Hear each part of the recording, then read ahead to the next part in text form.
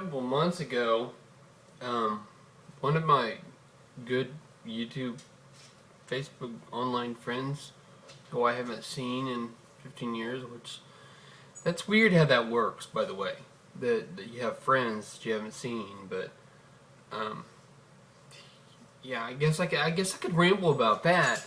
But I want to mention, what I wanted to mention was how she commented that it seemed like all my videos were like commercials about one of my books, because I talked about, buy my book. That's what I mentioned on the end of all my things. And so I tried to cut that out, because I did that on a lot of my vlogs. And I said, buy my book, I've got this ebook, and I gave the address, and because I don't know why exactly. Why I thought that it was such a good idea to use the internet for my marketing, my self-promotion. But actually, what I thought about, okay, what this vlog is about self-promotion in general, because that's kind of what this is. I don't have a product except for my books and my services. I mean, right now I don't build cars or build a little invention out of paper or wood or whatever. I don't build something. I have books. I've written books. I don't write a lot currently, which is sad. It's sad. I'm promoting ebooks that I wrote years ago. Foundation of Phil is what I gave the super title. I call it super title instead of subtitle, because I put Foundation of Phil in the front of the cover after it's like 5 years old, basically. The levels of geekdom, but that's on Kindle ebook now. Message me if you're interested. I'd love to sell some. See, that's the thing. I've got self-promotion because I don't know what else to do on self-promotion. I'm not really an aggressive salesperson or anything, and that's my product. I want it to be a business, writing and publishing. I call it a business, but I really just offer my services to help other people to publish, because anybody can do it, and my belief is that the most people have a book. I say all people, but most people really seriously have a book that they want to get written and published. And I think for the most part, it's everybody has a story. Everybody has a story, first of all. I mean, everybody does, point blank. But most people want to get their story published. They want to get it out there. And I offer ways to help that happen.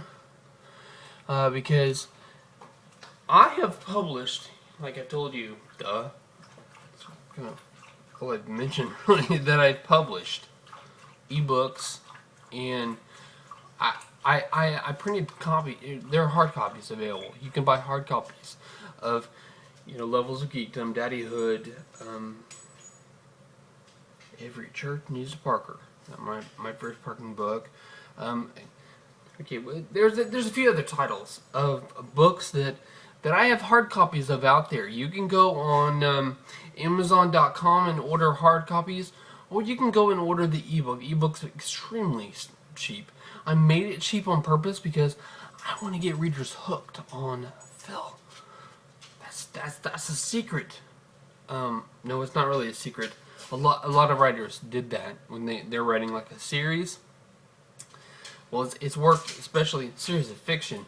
I've never seen it done with a series of memoirish, autobiographical pieces. Because Levels of Geekdom, that's what it is. Memoirish. It's me talking or writing about stuff that I've talked about. That I think is funny, that a lot of people think is funny, actually, my little stories and stuff. I've never seen, okay, what I was saying, I've never seen that pricing structure work so much there, but I've seen it work in fiction, in series books, and I'm applying it here.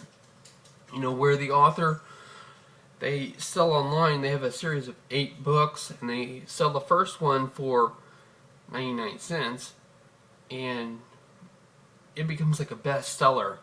You know, they sell thousands and thousands of copies, and then the readers are hooked.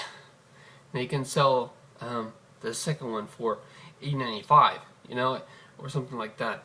I don't plan on jacking up completely like that, but if I could hook people, if people could write, if I could have fans of Phil, basically fans, then I would have fans for later books, and I could price them more like normal. For ebooks, as $2.99 I think is normal. So I could jack up the price and make a lot of money. That's not the point, though. The point is not to make money. The point is to get my story out there. The point is to share my story with other people. There's education, edification, entertainment factor here. I mean, I want people to enjoy what they're reading. And I think this is cool, pacing way far away. Everyone's story potentially could do that, and they need somebody to help them clean it up in a lot of cases.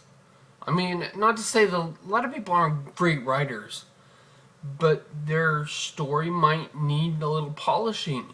Maybe they have some grammar or spelling issues that if you clean it up, then it would sell like hotcakes. That's what I want to help people do. That's what WIPA Media is all about. Whistling Phil Independent Publishing Agency is what I call it. WIPA Media, helping people publish. That's all it's about. It's helping people publish. Publishing and promotion. I have a publishing agency title that I'm willing to, that I want to, that I will use on other people. I will use it on other authors. I've got 5 or 6 people who've already asked me for advice, and they're using my WIPA. They're using my logo. I'm getting their stuff ready. I'm reading work.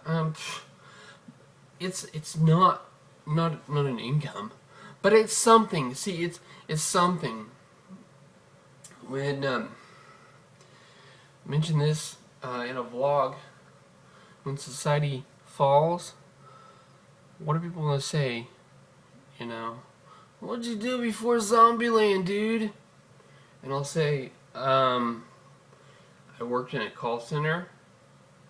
That's lame. I don't want to say that. I want to be able to say, I'm a published writer. That's pretty bad, eh? I'm telling you.